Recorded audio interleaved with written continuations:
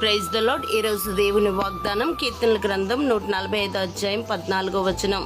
యెహోవా కృంగిపోయిన వారిని అందరినీ లేవనెత్తువాడు. ప్రియ దైవజనమా, ఈ లోకంలో శ్రమలు, పోరాటాలు, నిందలు, అవమానాలు, ఆర్థిక ఇబ్బందులు, అనారోగ్య సమస్యలు, ఇలా ఎన్నో బాధలు మనల్ని కృంగదీస్తూ ఉంటాయి. మన శక్తికి మించిన అత్యధిక భారం వలన మనం కృంగిపోతాము. మన జీవితంలో ఎదురయ్యే ఏ పరిస్థితికి మనం కృంగిపోకూడదు. ఎందుకంటే శ్రమ దినమున మనం కృంగిన ఎడల మనము చేతకాని వారి మగదుము. కొందరు రథములను బట్టి, కొందరు గుర్రములను బట్టి, అనగా వారు కలిగి ఉన్న వాటిని బట్టి అతిశయపడుదురు. వారు కృంగి నేల మీద పడి ఉన్నారు. మనమైతే మన దేవుడైన యెహోవా నామమును బట్టి అతిశయపడుదుము. మనము లేచి చక్కగా నిలుచుచున్నాము.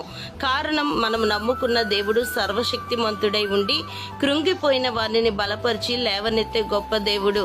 దేవుడు మిమ్మల్ని దీవించునుగాక. ఆమెన్.